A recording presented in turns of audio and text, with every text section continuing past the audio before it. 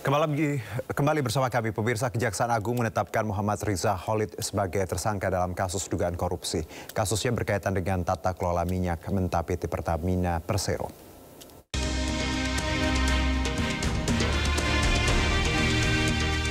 Kejaksaan Agung menetapkan Muhammad Riza Khalid sebagai tersangka dalam kasus dugaan korupsi.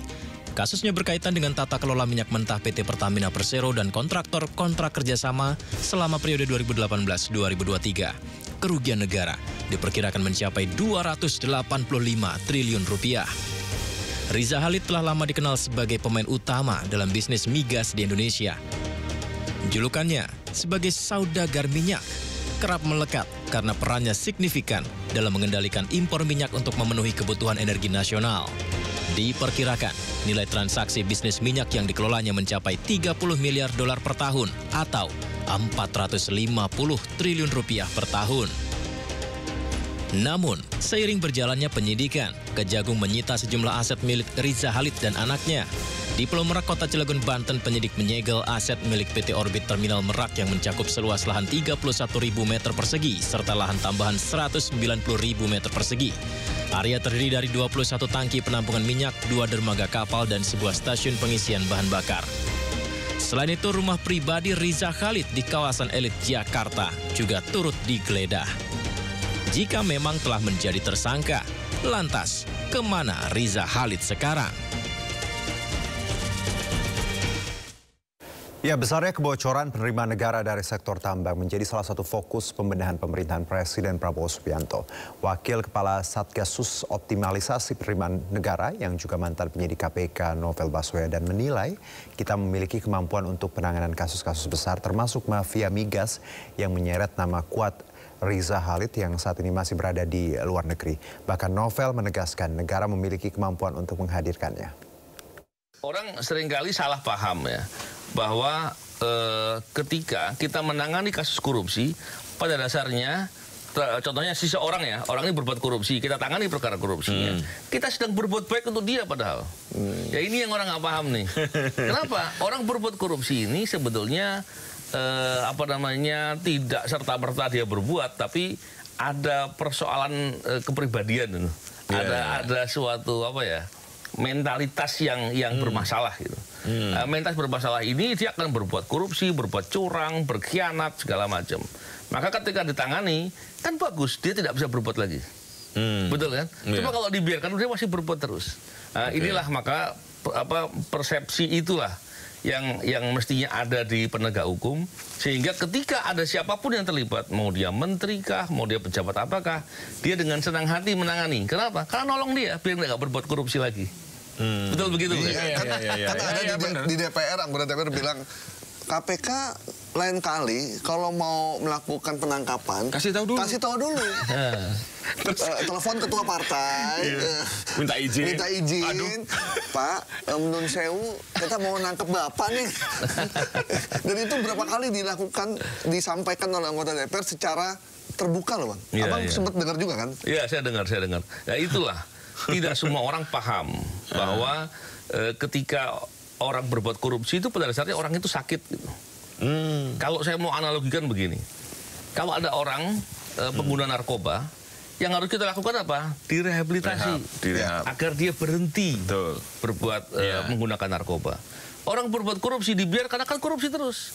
Ketika diambil di treatment ya, dengan cara ditahan gitu ya, dan seterusnya, kan menolong dia untuk tidak berbuat korupsi lagi. Sebetulnya itu, tapi kan tidak semuanya paham. Ada yang kemudian memikir kalau dia ditangkap kasihan dong keluarganya. Iya kan? Padahal dia berbuat korupsi, keluarganya juga akan rusak dikasih harta hasil kejahatan korupsi. Kan harusnya itu yang dipandang. Persepsi inilah yang kemudian ada saja timbul upaya-upaya untuk membela, untuk melindunginya, itulah yang terjadi. Jadi kalau ada anggota DPR yang ngomong begitu, diapain enaknya, Bang? Dinasihati lah. Atau jangan-jangan dia berbuat korupsi juga. Nah, itu yang harus dilihat. Kemarin waktu ada tayangan lagi nggak yang BUMN nggak ya? Belum ada ya? Nah, ini terkait dengan BUMN ya? Iya, BUMN. Kemarin kan Pak Prabowo mention banget itu. Waktu saya ambil alih pemerintahan, saya semakin kaget. Saya tidak menduga parahnya korupsi tersebut. Tapi saya bertekad, saya harus tegakkan pemerintah yang bersih.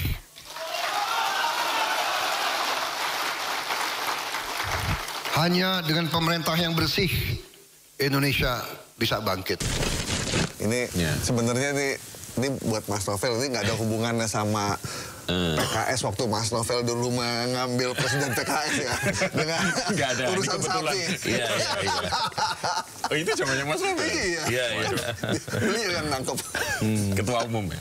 Memang begini, yang disampaikan Pak Prabowo ini tepat sekali. Cuman adalah yang menjadi penting adalah apakah penyampaian dari Pak Presiden ini kemudian diimplementasikan dalam suatu kebijakan untuk mendorong upaya pemberantasan korupsi yang efektif. Cocok tuh. Bener. Kalau cuma hanya dihimbau-himbau saja, dicela begitu ya, atau marah ke forum publik, tapi tidak ada upaya yang langsung, yang sungguh-sungguh, yang kuat, yang konsisten, yang menindaklanjuti tadi, maka ya orang tetap berbuat korupsi begitu. Jadi berbuat korupsi nggak bisa hanya dihimbau ya? Nggak bisa dihimbau dan harus dilakukan tindakan nyata. Artinya kalau sudah begini Presiden, ini sebenarnya perintah untuk aparat di bawahnya yang memang bertanggung jawab terhadap pemberantasan korupsi mestinya ya. Kalau punya pikiran. Nah ini kan kalau ini perintah sudah diulang-ulang gitu. Iya. Apakah langsung minta dulu dipanggil terus kemudian diperintahkan kamu gitu? Iya karena begini, kita perlu ingat juga bahwa sebelum Pak Prabowo menjadi presiden, itu KPK sudah dilemahkan. Ya. Kita harus lihat itu. Zaman pemerintahan yang lama ini. Iya, ada fakta-fakta di mana kondisi penegak hukum itu justru malah, ya saya nggak yakin kalau sampai trauma, tapi khawatir paling tidak. Ya. Justru malah yang berbuat baik malah dimusuhi, disingkirkan, dikerjai. Nah, ini yang saya yakin itu menjadi persoalan.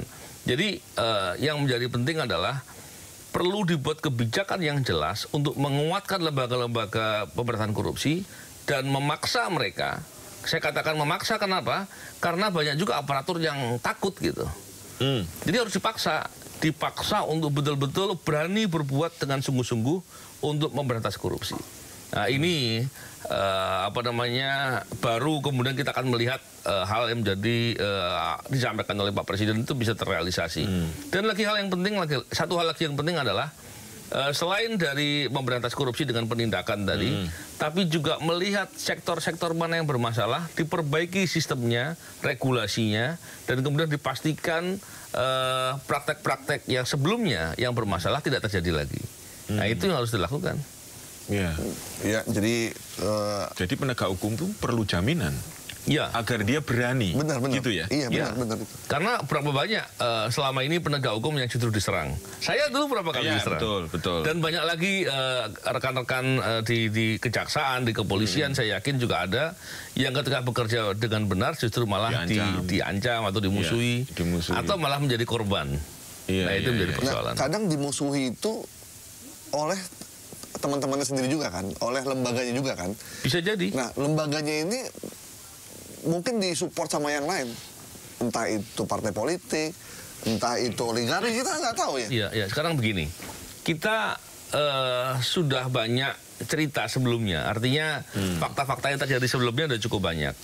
Tentunya kita tidak perlu memaklumi apapun yang telah terjadi kemarin dan tidak boleh dibenarkan.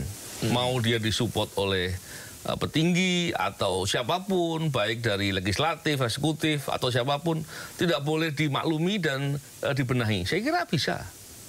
Sekarang kan kalau kita hanya bilang bahwa oh ya dia di backup oleh orang kuat, kita nggak pernah selesai. Padahal orang kuat itu seperti apa? Orang berbuat jahat nggak pernah kuat gitu.